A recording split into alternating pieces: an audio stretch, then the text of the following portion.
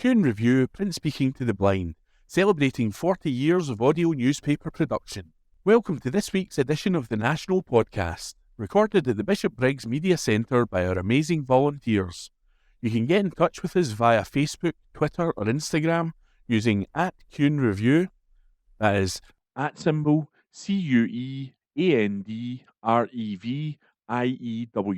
You can also contact us directly by emailing information@cunereview.com. That is INFORMATION@CuandReview.com, or by calling 0141 772 3976. That's 0141 772 3976. From the National News section, Friday the 17th of April. Food Bank responds to SNP's pledge to cap prices in supermarkets. Written by Beth Templeton. A leading food bank provider has issued a response to the SNP's pledge to cap the price of essential food items as a way to tackle the cost of living crisis. The Trussell Trust has responded to the SNP's pledge to cap essential items, saying there is little to show that price caps on food would make a significant difference for people on the lowest incomes. The organisation runs 43 food banks in Scotland, distributing parcels at over 144 venues and in 26 local authorities. The response comes as First Minister John Swinney launched the SNP manifesto, with a pledge to establish statutory price ceilings on a basket of 20 to 50 essential food items at large supermarkets, such as bread, milk and eggs. At the time, Swinney said it would provide tangible relief for families struggling with grocery bills, ensuring that necessities for a balanced diet remain affordable. Swinney said that the devolved Scottish Parliament would not usually have powers to bring in the policy, however can do under public health provisions, as the cost of living crisis has got so tough it is now impacting upon our nation's nutrition. Speaking to the National, Cara Hilton, Senior Policy and Public Affairs Manager for Scotland at the Trussell Trust, said, "We welcome policymakers focusing on the cost of living. It is crucial that everyone in Scotland is able to afford the essentials." She added, "While there's little to show that price caps on food would make a significant difference for people on the lowest incomes, we do know that increasing incomes is one of the best ways to protect people from hunger and hardship. To help everyone in Scotland be able to afford the essentials, we need urgent investment in social security measures, such as the Scottish Child Payment, that get money directly into the pockets of families facing hunger and hardship." Between April 1st, 2024 and March 31st, 2025, Trussell Food Banks distributed 240,000 emergency food parcels, including more than 140,000 parcels for families with children. Following the initial announcement, Swinney promised to act on plans within days if he is re-elected to the head of the Scottish Government. Written by Beth Templeton and read by Billy Gordon. From the National Politics section, Friday the 17th of April. Jackie Baillie red-faced after blazing attack on SNP backfires. Written by Xander Elliards. Scottish Labour Deputy Leader Jackie Baillie has been left red-faced after launching a blazing attack on the SNP over a campaign slogan, apparently forgetting that Keir Starmer had used the exact same one. Baillie launched the broadside after the SNP published a video urging people to register to vote in the May elections and back John Swinney's party. In the video, the presenter says, "Who decides how this country is run? Is it Westminster, which broke the system and expects you to just live with it? Or do we do things differently? It's time to take back control of our own future." Later, as the video closes, the slogan, "Take back control of your future," is shown. In response, Baillie issued a press release through Scottish Labour attacking the SNP over the use of the words "take back control," which was the slogan used by the Leave campaign during the Brexit referendum and said to have been coined by Boris Johnson's former chief aide, Dominic Cummings. Scottish Labour claimed the SNP were aping Boris Johnson, while Baillie said, "This proves that the SNP and Reform are just two sides of the same coin, both happy to adopt divisive slogans which seek to divide our communities." Not content with parroting the lies of Lord Offord, a man who endorsed racist adverts and a candidate who called for all British Muslims to be deported, the SNP have now also stolen the slogan used by Brexiteers. She added, "The SNP are now copying the far-right playbook by promoting lies and pushing grievance in a desperate attempt to talk about anything other than a dismal record, even if that means taking the side of a bigot. However, the Take Back Control slogan was explicitly used by Prime Minister Keir Starmer long before it was echoed by the SNP. In 2023, the BBC ran the headline, "Keir Starmer embraces Brexit slogan with Take Back Control pledge." It reported on the then leader of the opposition promising to introduce a Take Back Control bill if elected into power in the 2024 general election. The Labour leaders also deployed the slogan in various other contexts, including saying, "We will take back control of our borders" in May 2025, and Labour will take back control of our national energy security 1 year before that.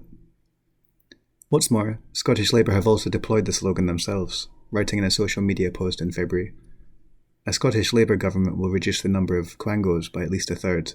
We will cut duplication. We will take back control." Scottish Labour did not respond when asked if Bailey was also accusing Starmer of being happy to adopt divisive slogans. An SNP spokesperson told The National, "It has been a tough few weeks for Jackie Bailey, but she seems to have forgotten that our party supports Brexit." Yesterday, the SNP launched a bold manifesto about our hopeful vision for Scotland, with year-round childcare, £10,000 towards a deposit for first-time buyers, a £2 bus fare cap, action on food prices, and a fresh start through independence. Meanwhile, it seems the Scottish Labour Party press office is finally back to work after being up for 2 nights fretting about their grubby deal with Nigel Farage being exposed and writing bizarre tweets. Given Keir Starmer announced a Take Back Control bill, a couple of days off and a bit of rest made the Scottish Labour well. Written by Xander Elliots and read by Billy Gordon. From The National, Politics section, Thursday the 16th of April. Keir Starmer lied and lied over Peter Mandelson and must resign. Written by Xander Elliots. Keir Starmer lied and lied again to the public and MPs over Peter Mandelson's appointment as US Ambassador and must resign, opposition parties have said. The huge pressure on the Prime Minister comes after it emerged that Mandelson failed to pass security vetting, but was given the top diplomatic posting to Washington anyway. The Guardian first reported that Mandelson, a longtime friend and ally of the paedophile Jeffrey Epstein, had failed UK security vetting, UKSV, in January 2025, but officials decided to go ahead with the appointment as it had been announced publicly the previous month. In March, the UK government published 147 pages from the Mandelson files. Documents linked to the decision to give the Labour grandee the diplomatic role, but mention of him failing a security vetting was absent. The files did show that National Security Advisor Jonathan Powell believed the appointment process was unusual and weirdly rushed, and that Mandelson had been offered a highly classified briefing before finishing the vetting process. Further files linked to Mandelson are due to be released, but The Guardian reported that top UK officials had been considering withholding documents, which would show the Labour peer failed security vetting. In February, under pressure over the appointment, Starmer told the press and public that there had been security vetting carried out independently by the security services that gave him clearance for the role. Days later, Starmer's Chief of Staff Morgan McSweeney resigned over his role in giving Mandelson, one of his own close allies, the US Ambassador position. Now opposition parties from across the political spectrum have united in calling for Starmer to follow him out the door of number 10. Green Party MP Sian Berry said, "Keir Starmer has lied and lied again over his decision to appoint Peter Mandelson, and he must resign. Starmer told Parliament due process had been followed. This report makes clear that was untrue. He's tried to blame the vetting process, when in fact it is reported that a decision was taken to ignore a failed vetting. We need answers on what and when Starmer and David Lemmy knew about this decision to overrule the vetting report. The precise reasons for Mandelson's failure to pass this vetting must be made public, even though it was known to everyone that Mandelson was friends with the world's most notorious paedophile prior to the appointment. It is outrageous that it is being reported that senior government officials are now considering whether to withhold from Parliament documents that show Mandelson wasn't given security clearance. No more bug passing, no more mysteriously vanishing mobile phones. The public needs the truth." SNP Westminster leader Stephen Flynn said, "Extraordinary. Hard to now accept that Starmer didn't lie to the Commons when he said the due process had been followed." His deputy, Pete Wishart, added, "A leadership that was already consuming the last dregs in the Last Chance saloon must now surely be over. This is unsurvivable." Liberal Democrat leader Ed Davies said, "Keir Starmer had already made a catastrophic error of judgment. Now it looks as though he's also misled Parliament and lied to the British public. If that is the case, he must go." Labour came into government on a promise to clean up politics. Instead, we're seeing the same old sleaze, scandal and cover-ups as we did under the Conservatives.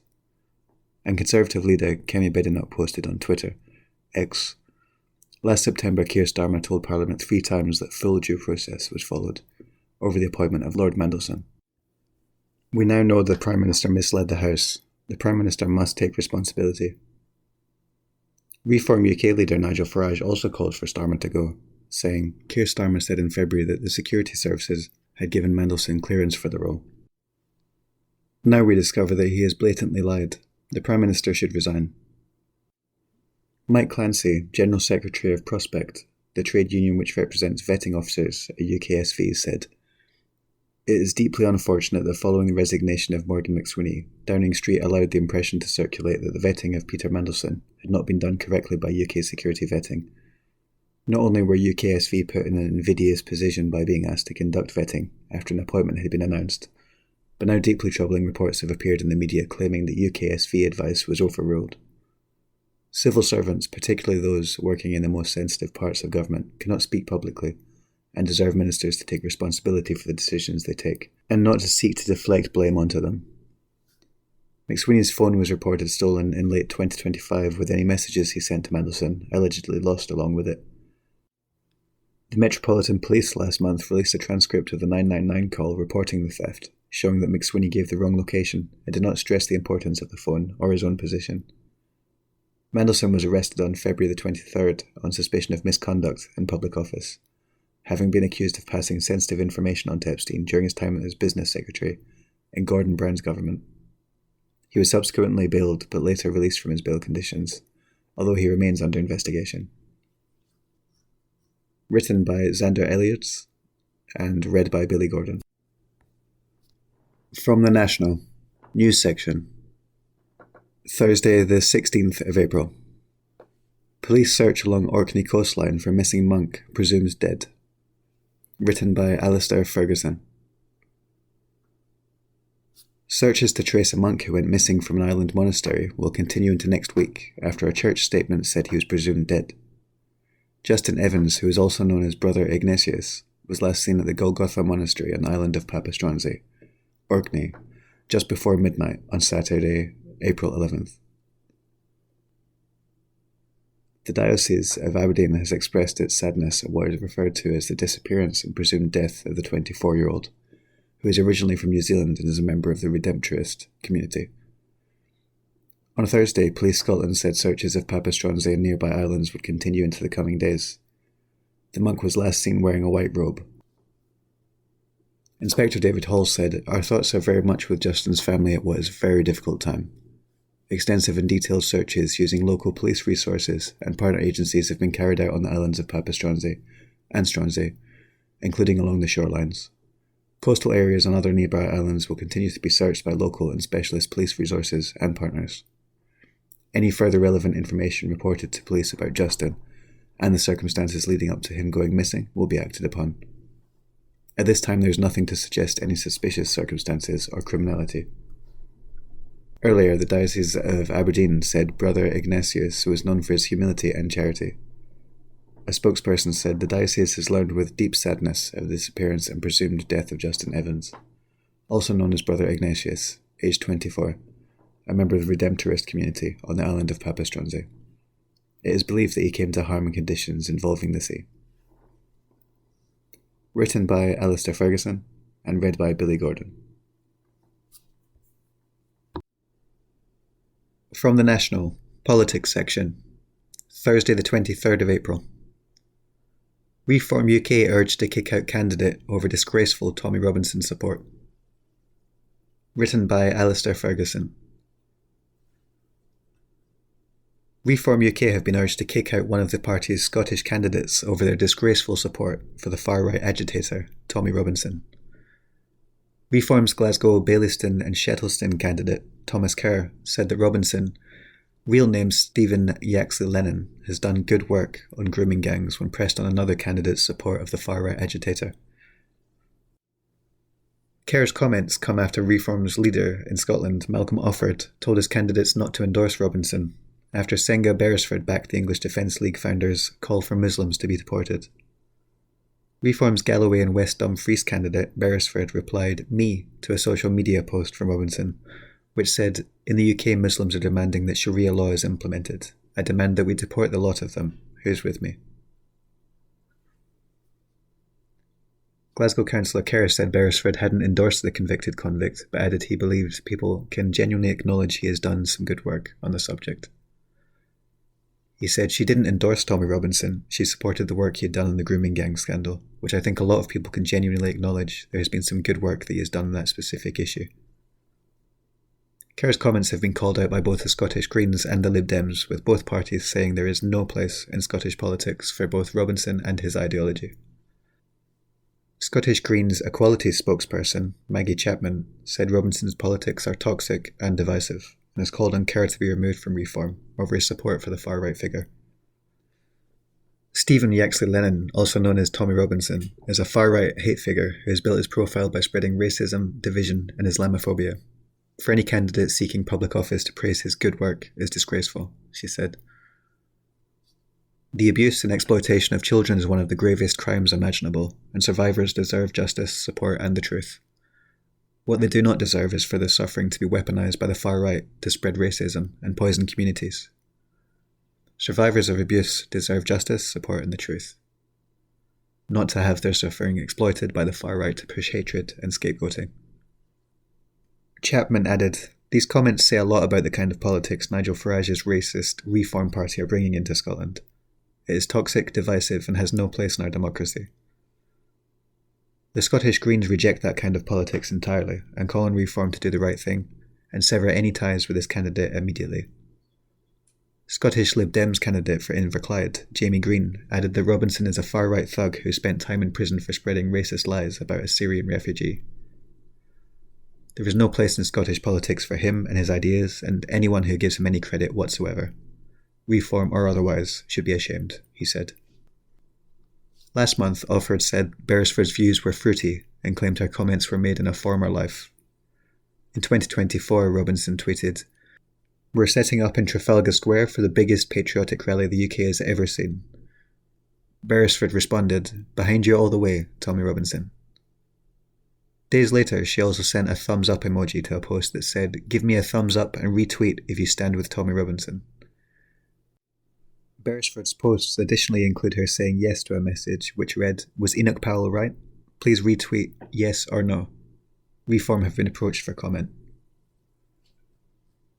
Written by Alistair Ferguson and read by Billy Gordon. From the National News section. Thursday the 23rd of April. Timeline for full Glasgow Central reopening released. Written by Jamie Calder. Glasgow Central's main entrance will be closed until July, the council has said, after a devastating fire ripped through a neighbouring building in March. Glasgow City Council has said that additional stabilisation work is needed at the site of the Union Street fire, where a gable wall was exposed following the partial collapse and subsequent demolition of the building. While the demolition is largely complete and much of the rubble has been removed, this work is expected to last until early July. The council published a statement saying, "Until this work is complete, the gable wall remains in a dangerous condition, with the structure still at risk of further collapse." This means the current safety cordon on Union Street and Gordon Street must remain in place to protect the safety of the public and those working on the site. The expected opening date will be reviewed throughout the stabilisation project, with the council saying if work progresses well, we will be assessing whether we can move more quickly to relax the safety cordon to allow footways around the site to reopen before all work is completed, which would provide access to some of the buildings currently within the cordon. A large perimeter has been set up around the Union Street corner, with various businesses forced to close while the streets are closed to the public. The Central Hotel, which is adjoined to the station, will also not be reopened until all of the stabilisation works have been completed.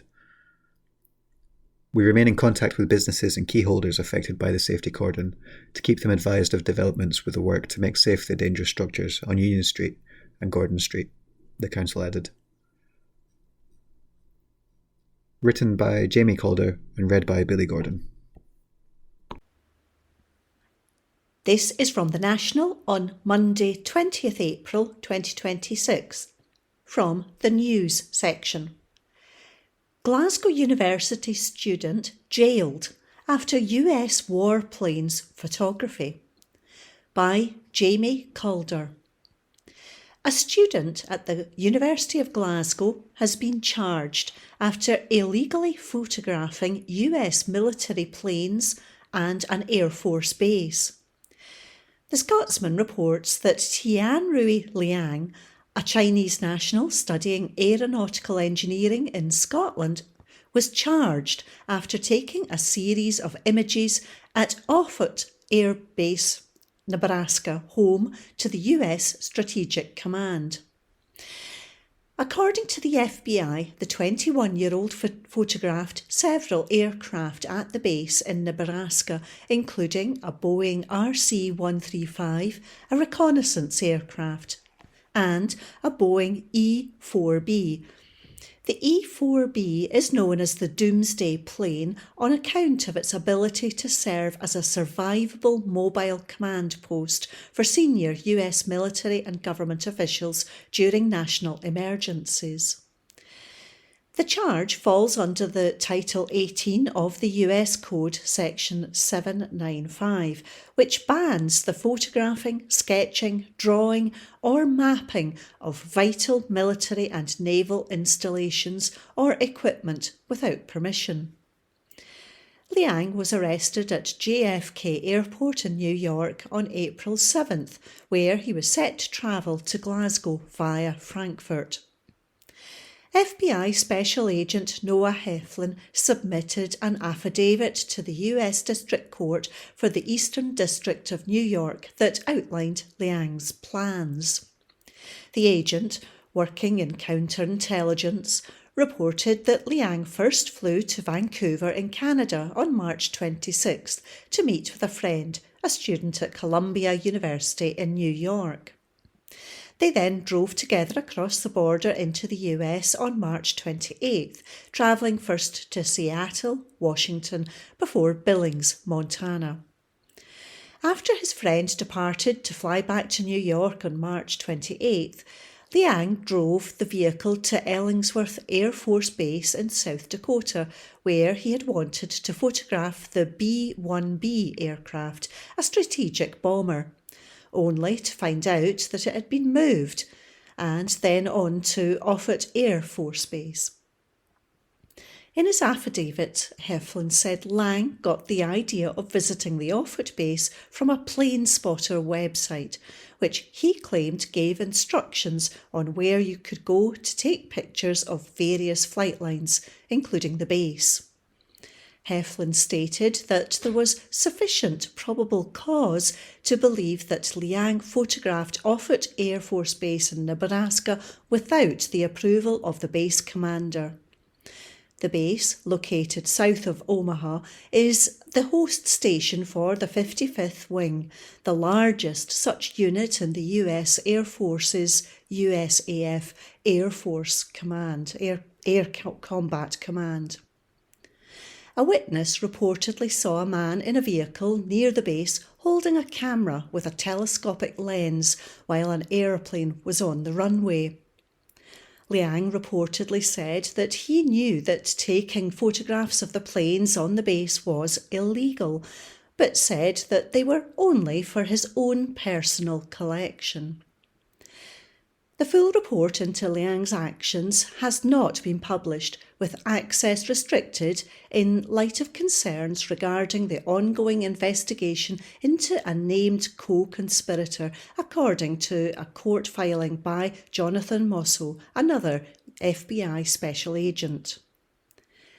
Liang appeared in court on April 8th, where he was initially released from custody on bail with conditions after a magistrate judge rejected the US government's motion for detention.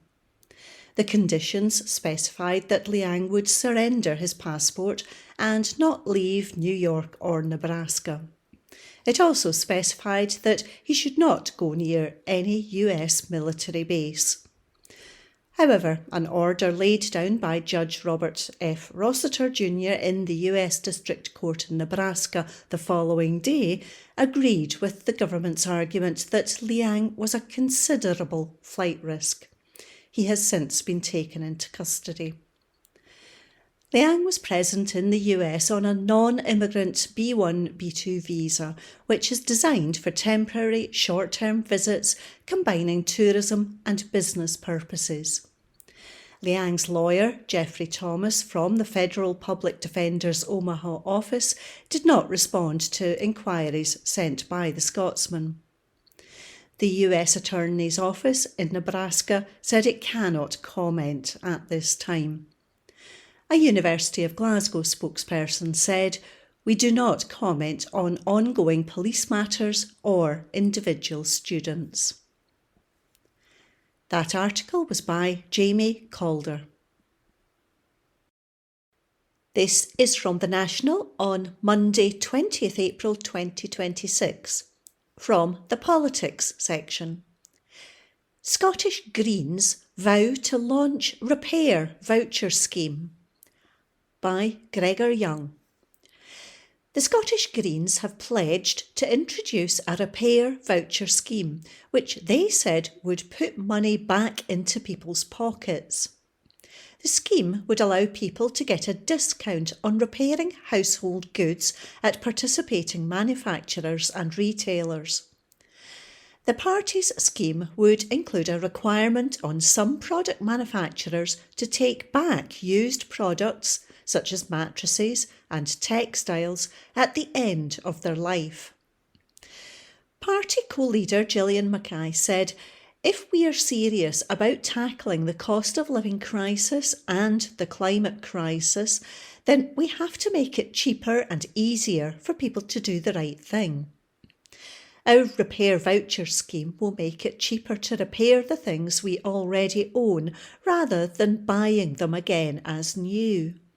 It is a simple and straightforward way of putting money back into people's pockets." In 2025, the UK's first repair voucher scheme pilot was launched in North London by a coalition of charities and waste management groups. This allowed local residents to get up to 50% off the cost of repairs at participating businesses. Similar schemes have been launched in European countries, including Austria, France and Germany. Mackay continued, "By covering part of the cost of fixing everyday items, we can help households stretch their budgets and avoid unnecessary big purchases. The benefits are wider, as it will also help us cut waste while supporting local repair businesses. It's a win for households struggling with the cost of living and a win for the small businesses rooted in our communities." These kinds of schemes are already common across Europe and are already helping support people through the cost of living crisis while reducing waste and protecting our planet. It's time to do the same in Scotland. That article was by Gregor Young. The National, 20th of April. Comment. Is Scotland a less left-wing nation than we like to think? By Professor Gregor Gall.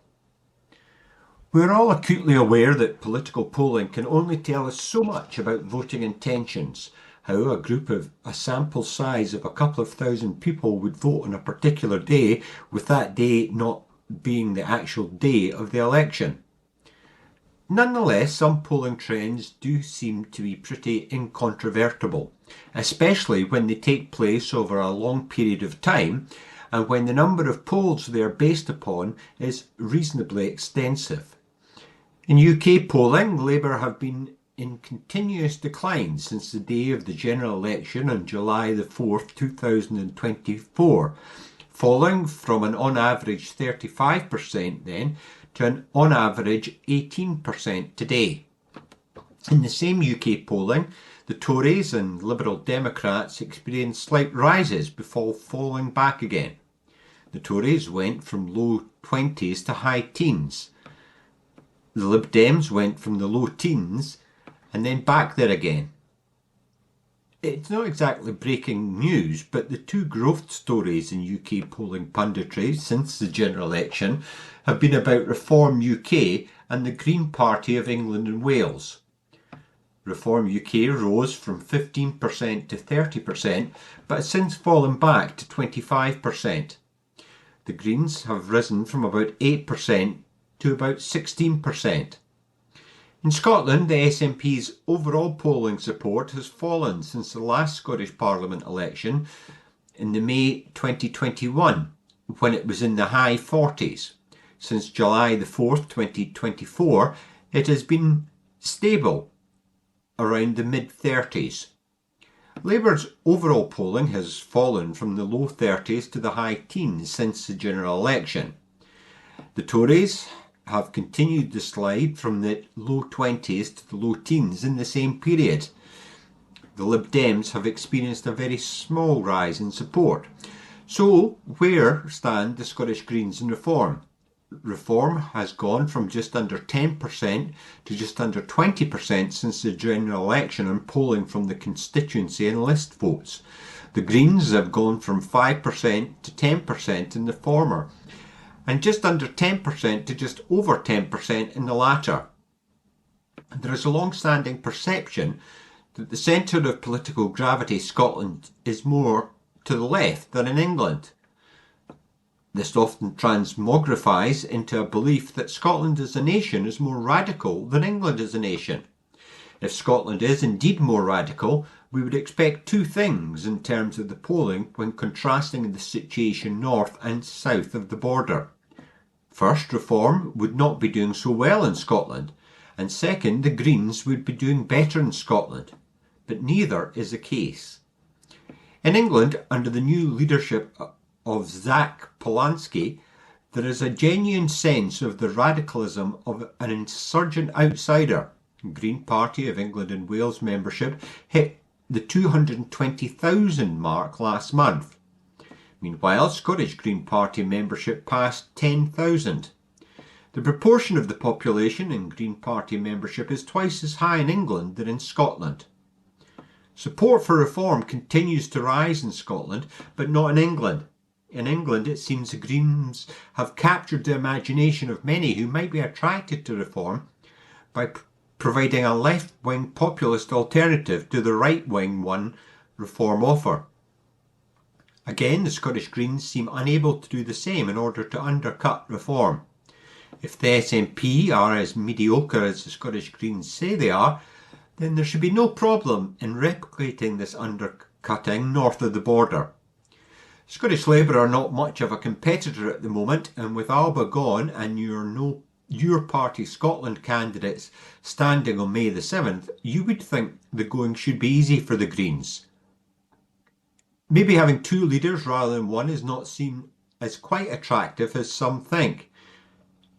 But what is likely to have stuck in voters' minds far more is that the Scottish Greens were in coalition with the SNP as the Scottish Government from 2021 to 24.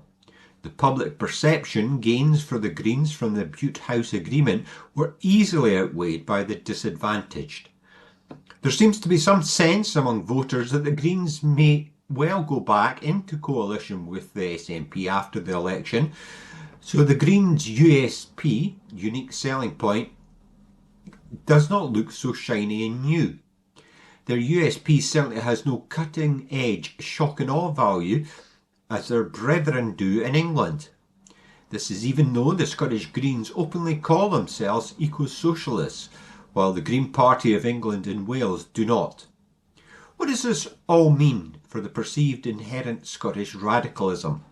With the decline of the Scottish Socialist Party from its high point in 2003, Scottish Labour have long dumped any pretence of being democratic socialists. Your Party Scotland being stillborn and the likes of John Maclean, Jimmy Reid, Jim Sillars and Tommy Sheridan now being figures of historical and not contemporary relevance. Our sense of whys like us and Rajak Thompson's bairns may need to be rethought. What passes for the left today in Scotland is in a state of flux and recalibration. It is not clear what organisation or party form it could take, but we'll know more from May the 7th onwards. By Professor Gregor Gall. Read by Gordon Brown. From the National, Tuesday the 21st of April 2026, from the news section. 62 veterans arrested at anti-Iran war protest in US Congress building, by Alistair Ferguson. More than 60 veterans and military family members were arrested during a protest against the senseless war in Iran as they occupied Congress's oldest office building in the United States. At least 62 people were arrested by US Capitol Police during the demonstration on Monday at the Cannon House office building in Washington, D.C. Organised by several veterans groups, including About Face, the Centre in Conscience and War, CCW, Veterans for Peace, Common Defence, and Military Families Speak Out, demonstrators unveiled banners that said, "End the war in Iran." Protesters stood in the middle of the Cannon Rotunda holding red tulips, which they said honoured the Iranians killed by the US strikes, while also holding a flag-floating ceremony that symbolised the 13 US troops who have died so far in the war. Videos shared on social media showed demonstrators being led away, zip-tied by police. Protesters demanded that House Speaker Mike Johnson meet with them and accepted the folded flag and vowed not to continue funding the war. Among those arrested was Iraq war veteran and CCW Executive Director Mike Preisner, who said the conflict was already deeply unpopular and a crisis for the Trump administration. The war I was sent to senselessly claim the lives of thousands of Americans and 1 million Iraqis, Preisner said in a statement ahead of his arrest, according to The Hill. He added, "Like the other veterans here with me today, I have spent the last 2 decades wishing I could turn back the hands of time and refuse to go. Service members have that chance right now." It comes as the uncertainty hangs over further talks between Washington and Tehran and Pakistan before the fragile 2-week truce between the US and Iran runs out on Wednesday. Doubt was cast on renewed peace negotiations after the US seized an Iranian cargo ship it said was trying to run its blockade of the country's ports, sparking threats of retaliation for the armed piracy. Oil prices rose again in response to the standoff over the strait, which is a vital trade route. Donald Trump insisted he would not be rushed into making a deal with Iran. While dismissing claims he was already under pressure, the US president indicated an agreement would happen relatively quickly. He wrote on his Truth Social platform, "Time is not my adversary.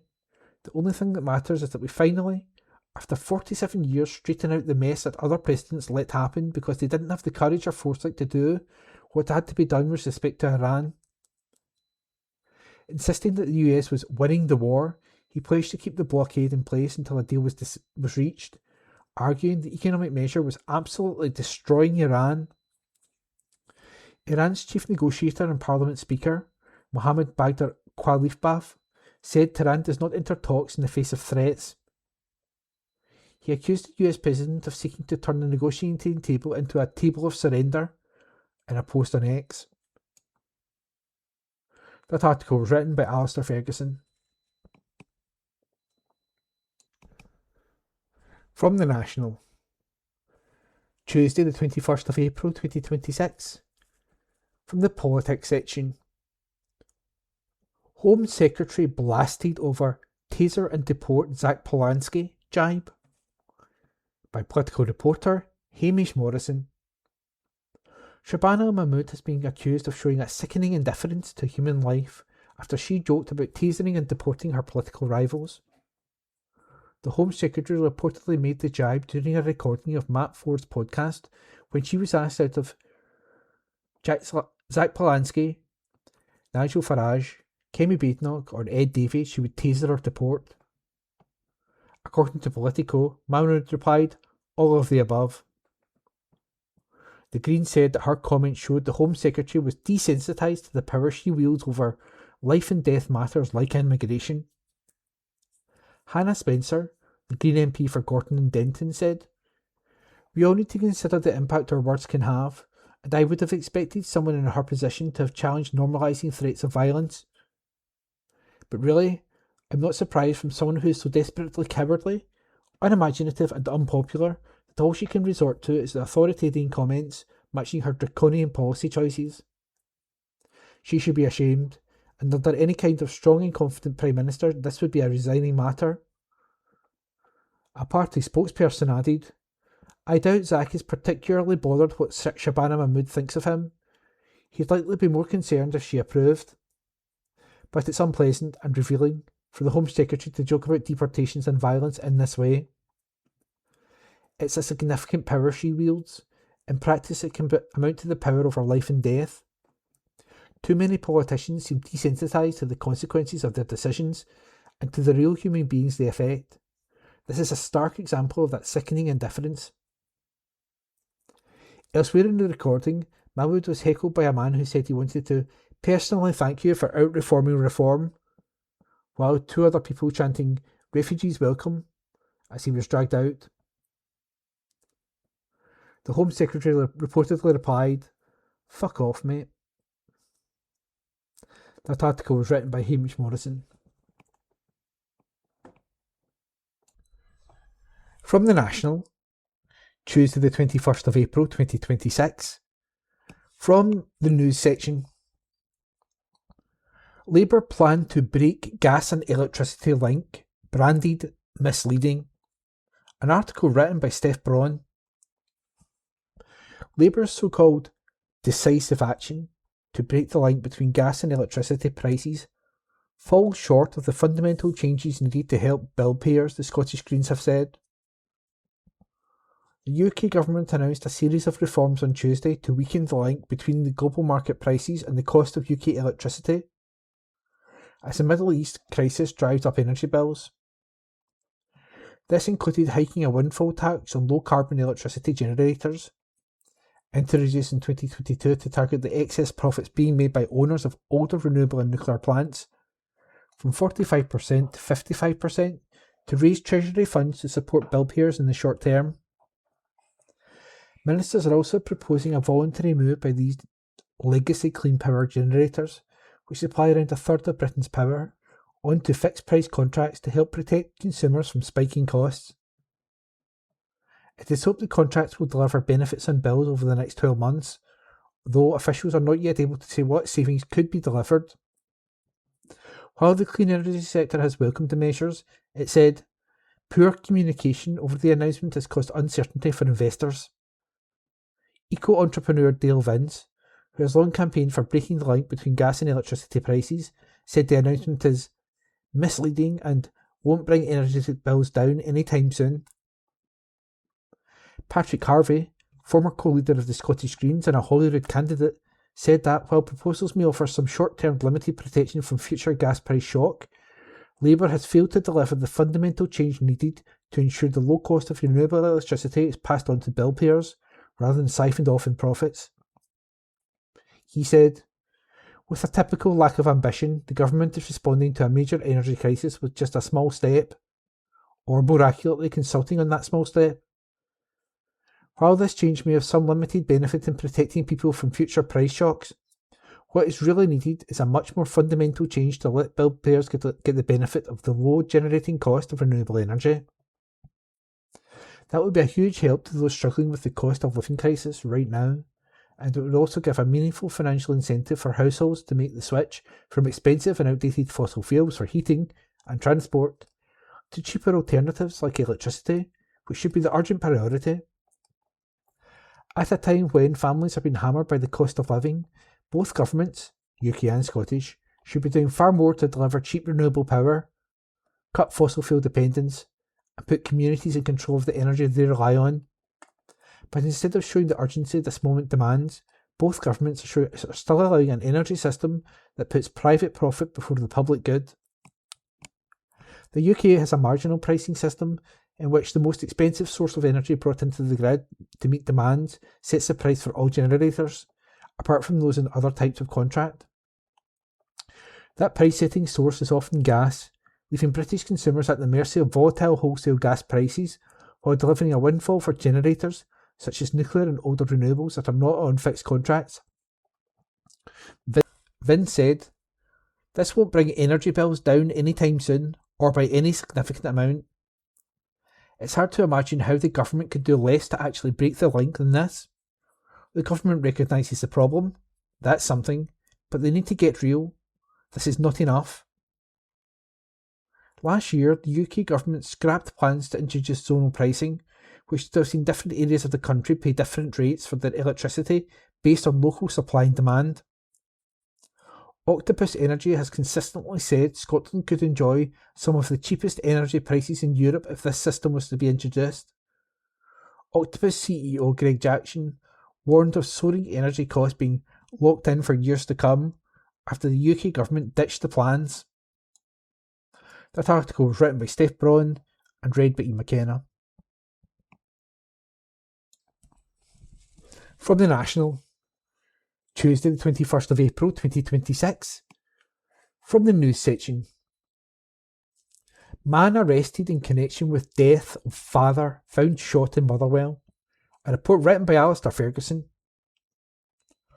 A man has been arrested in connection with the death of a father found shot in December.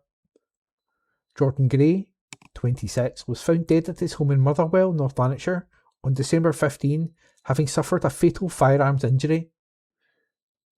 Police said a 30-year-old man has been rearrested in connection with Gray's death. He had previously been arrested on March 12th and was released pending further inquiries. He will appear at Hamilton Sheriff Court in due course. Police said a 58-year-old man was charged and appeared in court last month in connection with the death. That article was written by Alistair Ferguson and read by Ian McKenna. From the National, Tuesday the 21st of April 2026, from the politics section. Stephen Flynn calls for no confidence vote in Keir Starmer. By political reporter Hamish Morrison. Stephen Flynn has called for a confidence vote on Keir Starmer's premiership after bombshell testimony from a former top official reopened the Peter Mandelson scandal. The SNP's Westminster leader said that the Labour MPs should put their money where their mouth is and accept the growing calls for the Prime Minister to go. His comments came during an emergency debate on Starmer's handling of the Mandelson scandal after it emerged that the disgraced politician had been posted to Washington as a British ambassador despite failing security vetting. Intervening on Conservative leader Kemi Badenoch during her opening to the debate, Flynn said, "Does she not believe that the sorry souls opposite us should have to put their money where their mouth is, and that there should be a vote of no confidence in this Prime Minister in due course?" Badenoch replied, "I think he is right, because I don't believe the Prime Minister has the intention of doing the honourable thing himself, even though that's the standard to which he held everybody else. The decision about whether he will ultimately take responsibility for his actions is now up to Labour MPs. We heard many powerful statements from that side of the House yesterday. Labour MPs know that the Prime Minister has let the country down, he's let Parliament down, and he's also let the Labour Party down. It is clear to everyone, except the Prime Minister himself, that he has failed on his own terms. It is clear to the public that he is failing at the job. It is clear to civil servants that he is throwing them under the bus, and it is clear to members across this House that he is not fit to lead." She accused Starmer of having put the country's national security at risk because of the security concerns about Mandelson's appointment, which included his links with Russia and China. Badenoch added, "He must take responsibility. It is time for him to go." The Conservative leader also raised the prospect of double standards from Starmer, as she repeated comments he had made as opposition leader to Boris Johnson in 2022. Starmer then said Johnson should resign if he had misled the House, even inadvertently. Badenoch said, "Either he is a man of his word, or he thinks there is one rule for him and another for everybody else." She added it was inconceivable that nobody in Number 10 had known Mandelson had failed his vetting, and laughable that the Prime Minister was a victim of others not following due process. The Tory leader said, "The Prime Minister placed top secret intelligence in the hands of a man he knew to be a national security risk. He did so before the official security vetting, not just knowingly, but deliberately, and to an extent that left a senior civil servant with a distinguished career under the clear and obvious impression that the vetting must return only one possible outcome, that Peter Mandelson was appointed." Speaking at the Scottish Trades Union Congress meeting in Dundee, First Minister John Swinney called on the Prime Minister to resign, saying that throughout the Mandelson affair, the driving force was from number 10 Downing Street to get Peter Mandelson installed as the ambassador to the US as quickly as possible, with as little interruption as possible. Swinney added, "That's on Keir Starmer." So I think it's terrible the way that Ollie Robbins has been treated. I think it's appalling the way the Prime Minister has acted over this whole thing. I think he's treated Ollie Robbins really badly. But ultimately, this comes down to the flawed judgment of the Prime Minister, and for that, Keir Starmer should resign. Meanwhile, Lib Dem leader Ed Davey said the Prime Minister had appointed Mandelson as ambassador because he wanted to appease Donald Trump, a decision he branded the original sin.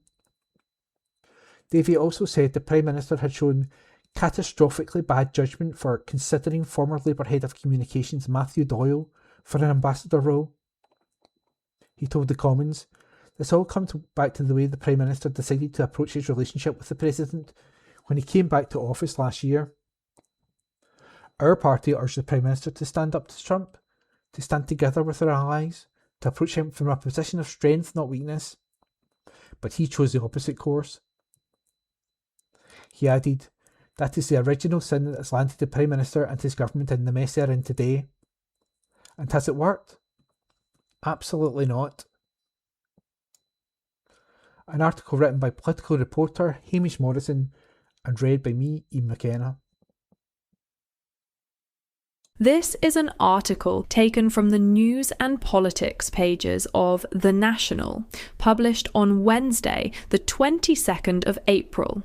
It's written by Steph Braun, and the headline reads, 53% of Scots would back independence, a fresh poll shows.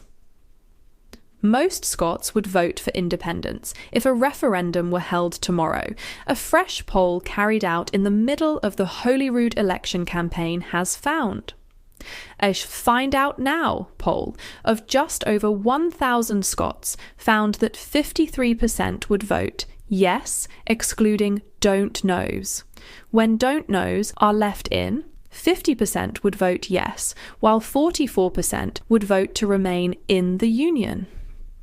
The survey was carried out between April 15th and 20th for Scott Goes Pop, run by the pollster James Kelly. According to Mr. Kelly, there have been 9 polls this year that suggest Scots would go for independence, out of 15 which have asked the question. Mr. Kelly said, "In my view, what is most significant about these results is that they are bang up to date and are taken from fieldwork right in the middle of an election campaign, because we know from past experience that independent support sometimes dips during elections, even when the SNP's own vote holds up. That's probably because unionist parties devote so much of their campaigning to attacks on the subject, without the SNP necessarily responding in kind. But, on the evidence of this poll, it's not a problem on this occasion." The poll found a large gulf between the youngest and oldest respondents, with the best age bracket for yes being people in their 30s, who backed it by 68% to 27%. The age group who voted most strongly for no was 65 to 74-year-olds, by 69% to 26%. The youngest age group to back no overall was 55 to 64-year-olds. Among people who voted for unionist parties in the 2024 UK general election, there was considerable minority support for independence. A total of 26% of Labour voters, 21% of Lib Dem voters, and 20% of Reform UK voters would back yes in a new referendum. Mr. Kelly said, "In a way that's a bad thing though, because we want all independent supporters to be voting for pro-independence parties. We don't want then cross-voting for unionist parties." He added there would be Holyrood polling to come, which will contain extraordinary results. "The settled Will Claxon is sounding tonight," Kelly went on. "There's plenty more to come from this poll, including the Holyrood numbers, which contain a really quite stunning result in one particular respect. The more I've checked it and compared it to previous polls, the more extraordinary it looks. A poll this week from More in Common showed that unionist parties could hold the majority in Holyrood after the 7th of May, though more than half of constituencies are considered marginal. The survey found that the SNP will continue to be the largest party, but John Swinney's party and the Greens would fall 1 seat short of a majority. That article was written by Steph Braun. The National News on Wednesday the 22nd of April. Calls for a publicly owned Scottish bus company after Alexander Dennis job cuts. An article written by Lucy Jackson. The next Scottish Government has been urged to investigate whether it could establish a publicly owned bus company at a site where more than 100 jobs have been axed. It comes as bus manufacturer Alexander Dennis announced last month that 115 jobs at its Falkirk base are at risk of being cut, despite a government rescue bid. The calls were made in an emergency motion at the Scottish Trade Union Congress annual Congress in Dundee on Tuesday, where hundreds of members from Scotland's largest trade union body have gathered this week. The motion, proposed by Unite the Union, expressed unequivocal solidarity with Alexander Dennis workers and demanded immediate government intervention to halt redundancies and to secure long-term manufacturing. It also calls upon the Scottish Government to investigate the potential to take control of the sites and to establish a publicly owned Scottish bus company. Alexander Dennis announced last year that 400 jobs were at risk, but a multi-million-pound furlough scheme was agreed with the Scottish Government in September to help protect roles. However, the company has said that up to 115 roles would be placed at risk of potential redundancy, with a consultation being announced. At the STUC Congress, delegates expressed solidarity with the workers placed at risk, with the First Minister John Swinney set to meet those impacted ahead of a speech on Tuesday afternoon. Addressing Congress, Unite's Susan Fitzgerald warned that the job losses at the site represent a death by 1,000 cuts. There are no other companies sitting waiting in the wings. No one else is building buses in Scotland. It means the skills are lost and the industrial capacity is lost, she said. Ms Fitzgerald's speech was met with a round of applause from delegates. The motion also agreed that the STUC would campaign for binding procurement rules that would prioritise the retention and expansion of Scottish jobs, along with domestic production. It adds, the loss of these jobs will devastate local communities, with every manufacturing job supporting up to 4 further jobs in the wider supply chain. These cuts are part of a wider pattern of industrial vandalism across central Scotland, where workers are paying the price for political failure and weak or non-existent industrial strategy. An article written by Lucy Jackson. The National News on Wednesday the 22nd of April. A group behind a bid for a new Galloway National Park disbands a year after the plans are dropped. An article written by Alistair Ferguson. The group behind the campaign to designate Galloway as a national park has been disbanded, a year after the proposal was dropped by the Scottish Government. Created in 2016, the Galloway National Park Association set out its argument for the once-in-a-generation opportunity for the region to become Scotland's third national park. However, according to BBC News, the group has now been officially dissolved, with its former chairman Rob Lucas saying that he was proud to have fought for the campaign. In May last year, the Rural Affairs Secretary Marie Gudgeon confirmed that opposition to the nomination and the reporter's recommendations against it meant that Galloway would not join the Cairngorms and Loch Lomond and the Trossachs as the country's third national park. At the time, campaigners in favour of the park described the decision as deeply sad, accusing intensive and often misleading lobbying, leading to ministers misunderstanding the role and impact of national parks. If created, the park would have covered large parts of Dumfries and Galloway as well as parts of Ayrshire. Following an extended 14-week consultation, NatureScot found that 54% of responses were opposed to the proposal, with 42% of people in support of a new national park. The majority of consultation responses were completed by people living and working in Galloway and in Ayrshire, with the local response being 57% in opposition to the proposal and 40% in support. Delivering her decision at the time, Ms Gudjon said, "Based on the evidence gathered during the investigation and consultation, the reporter has advised that whilst it considers that the proposed area meets the conditions for a national park set out in the legislation, the proposal does not have sufficient clarity, nor has it garnered sufficient local support to proceed to the next stage of designation." However, John Thompson, the chair of the Scottish Campaign for National Parks, said that the government decision was a huge missed opportunity and a major failure.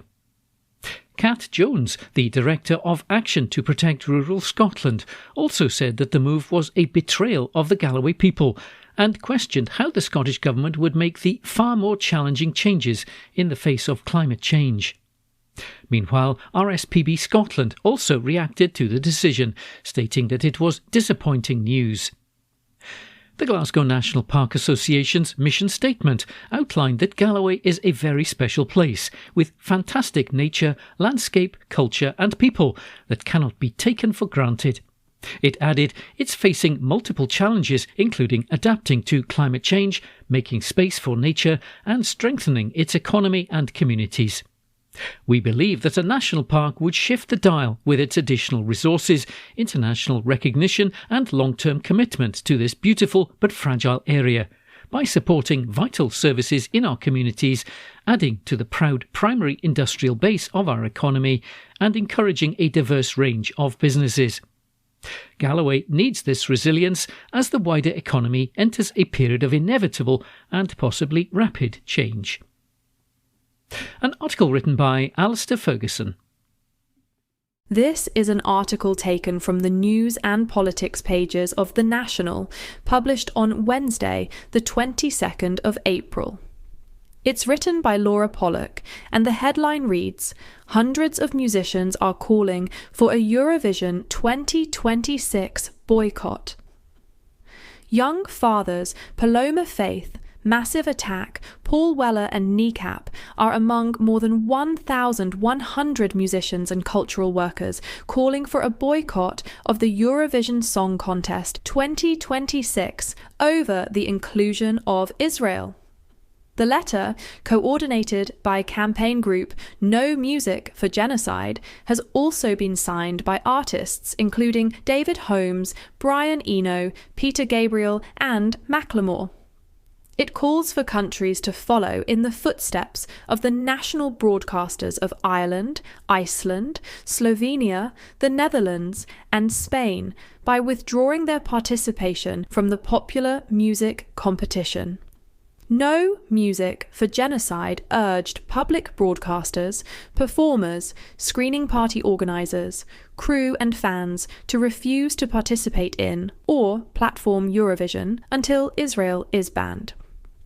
The letter says that the European Broadcasting Union, which runs the competition, should ban Israel from participating because of its ongoing assault on Palestine, citing its ban of Russia in 2022 following its full-scale invasion of Ukraine. The letter accuses Israel of genocide in Gaza and said that Eurovision should not whitewash and normalise the actions of the country. The letter called the European Broadcasting Union hypocritical for banning Russia from Eurovision but not Israel, and said that those who had signed the letter refused to be silent. Massive Attack musician Robert Del Nair, who is among those to sign the letter, was arrested earlier this month during a mass protest in central London against the ban on Palestine action. Irish rap trio Kneecap, who are known for their politically driven music and social commentary, said, "Russia was banned from Eurovision in 2022. Israel has been murdering Palestinians for decades and is now committing genocide. And for the third year running, they're welcomed back onto the stage. That's not neutrality, that's a choice. We've paid a price for speaking out. Lost gigs, court cases, visa bans, and we'd do it all again tomorrow. Silence is complicity. We stand with no music for genocide, and every artist, fan and broadcaster who refuses to let the world's biggest music event be used to whitewash genocide. No stage for genocide. Free Palestine. Organisers for No Music for Genocide said, every year, for its entire 53-year tenure as a Eurovision participant, Israel has perpetuated its terrorising systems of apartheid, torture, land theft, and military occupation against Palestinians from the river to the sea with complete impunity.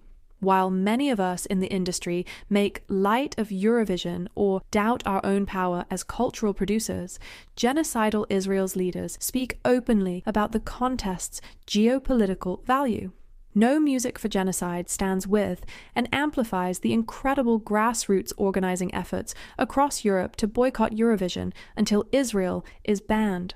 From Palestinian campaign for the academic and cultural boycott of Israel, to direct actionists from film workers for Palestine in Hollywood, to striking dock workers in Italy and Morocco, people of conscience around the globe are fighting complicity in every industry for a free Palestine and a freer world.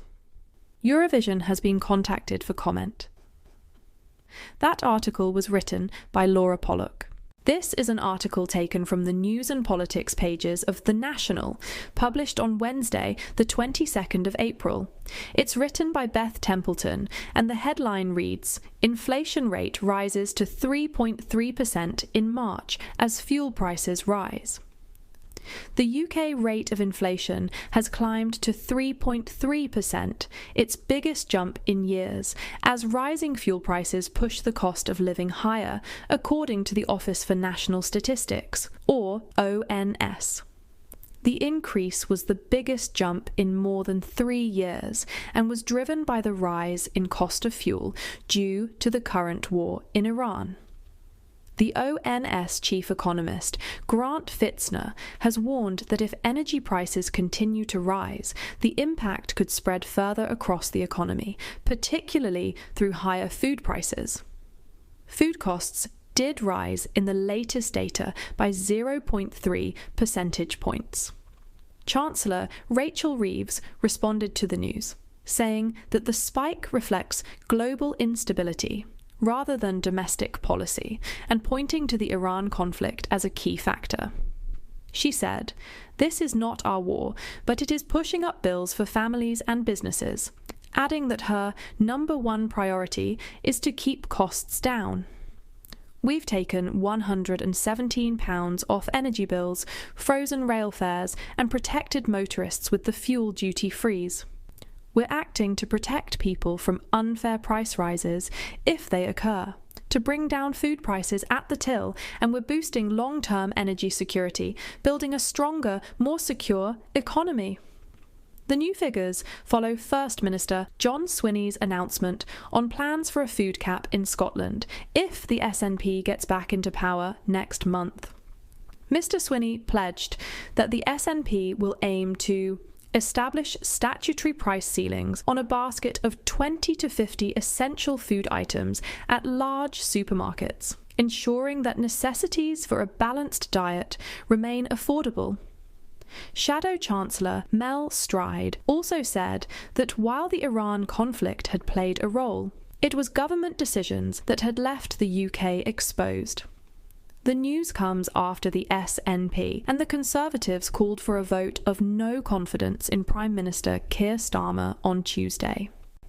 That article was written by Beth Templeton. The National Politics on Wednesday the 22nd of April. Sir Keir Starmer is weak, desperate and fighting for his career. A front page article written by Laura Pollock. John Swinney has contrasted his reliable, experienced leadership in Scotland with the absolute chaos in Westminster, where he said that the Prime Minister is fighting to save his own career. with the Conservatives and the SNP calling for a vote of no confidence in Sir Keir Starmer over his decision to appoint Peter Mandelson as the UK's ambassador to the United States. The Scottish First Minister said that the whole Westminster government has descended into absolute chaos. He described Mr Starmer as a weak and desperate Labour Prime Minister fighting to save his own career rather than fighting for the people of Scotland. He was speaking ahead of campaigning in Edinburgh for the Holyrood elections in just over 2 weeks, with the SNP leader bidding to be returned as Scotland's First Minister. Mr Swinney said, at a time when people are facing sky-high food costs, energy bills and petrol prices, they need a government that is focused on taking action to support them. Instead, they have a Westminster establishment that is engulfed in scandal and asleep at the wheel. Ollie Robbins, a sacked civil service official, yesterday gave evidence to a cross-party group of MPs about his part in giving Mr Mandelson security clearance for the role. Mr Swinney added that while Westminster stands by, the SNP will take action on the cost of living, with bold plans to bring down the cost of food in supermarkets, cap bus fares at £2 and provide more support to families with the cost of childcare. Mr Swinney continued, if I'm re-elected as First Minister, I will be the reliable, experienced leader that people need during these tough times. I will take real action to support people and will always put Scotland's interests first. He added that Scotland will always be an afterthought to Labour and Conservative governments in Westminster, where he said that there is never-ending chaos. Mr Swinney said a majority for his party at Holyrood would unlock the fresh start of independence, with the SNP leader having pledged to use such a result to push for a second referendum. A front-page article written by Laura Pollock. The National Politics on Wednesday the 22nd of April. Plaid Cymru and Reform UK are neck and neck in a major Senedd poll. An article written by Steph Braun. Reform UK and Plaid Cymru are in a neck-and-neck battle to be the biggest party in Wales, a fresh poll has indicated. A YouGov poll for ITV Wales, in partnership with Cardiff University, has put both parties on 29%, with Reform just edging ahead of Plaid Cymru on a number of seats. It represents a 4% drop in support for Plaid Cymru compared to the previous poll, while Reform have gone up by 2%. The poll suggests that Nigel Farage's party would secure 37 seats, while Plaid Cymru would be just one behind on 36.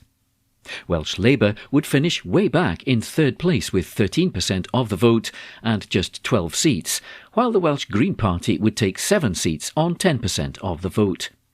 The Welsh Tories would be down to just 3 seats from 8% of the vote, while the Welsh Lib Dems would take the remaining seat from 6% support.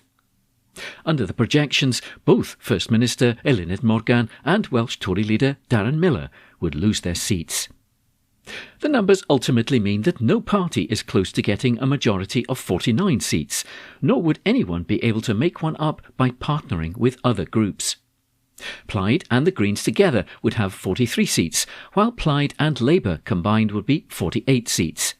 If the Lib Dems agreed to work with them, this would deliver a majority. Reform, combined with the Welsh Conservatives, their only potential partner, would only have 40 seats.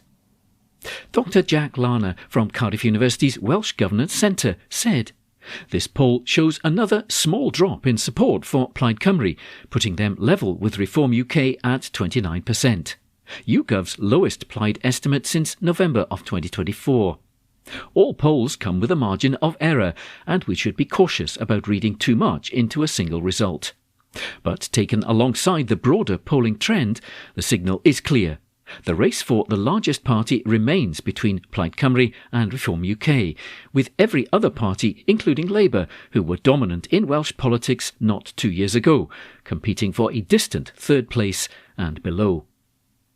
The Sunday National reported how Plaid Cymru Westminster leader Liz Saville-Roberts said that highlighting what powers Scotland has and Wales doesn't will be key to their election strategy. The additional member system used in Scotland has now been ditched in Wales. The new closed proportional list system will see Wales divided into 16 new constituencies, each one electing 6 members of the Senedd. The polls suggest that Plaid Cymru would be the likely candidates to lead a minority government, but they would be relying on Labour, the Greens and the Lib Dems to support or abstain in a vote for the leader Rhyn ap Iorwerth to be the First Minister. In his analysis of the poll, Welsh independent journalist Will Hayward suggested that there would also be the possibility of a rainbow coalition with other parties, but Plaid Cymru has already said that it would seek to lead a minority government. He said, Wales really is at a crossroads. Based on their manifestos and messaging, a Wales after 4 years of Plaid Cymru would likely to be very different to one after 4 years of reform. It's not just about policies, it's about the very nature of what Wales is, how we want to conduct our politics, and what our priorities are.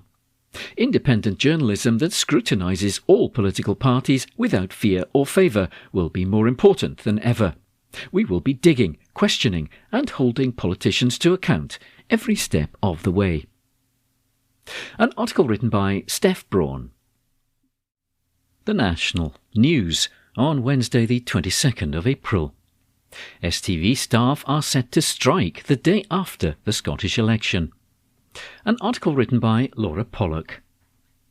Journalists and technical staff at STV have called a one-day strike the day after the Holyrood election in the latest stage of a long-running dispute with management. Members of the National Union of Journalists, or NUJ, and the union BECTU, which represents technical staff, are set to walk out on the 8th of May over management's refusal to put forward any pay award for 2026 or to agree principles of any compensatory pay award for 2027. The 0% pay offer follows STV launching a new radio station at the cost of £500,000 in 2025. In a letter to unions, STV said, a temporary salary freeze for this year is our only option at this stage, as we prioritise returning business to profitability. Union bosses say that the one-day strike is timed to affect coverage of the vote count for the Scottish elections. Unlike in previous years, there is no overnight counting on the day of the election, meaning that the results will only be known on the Friday. Nick McGowan-Lowe, NUJ's Scotland organiser, said, it's regrettable and frustrating that after extensive talks, management is refusing to put forward any kind of fair compensation offer to the overworked and underpaid staff in the newsroom.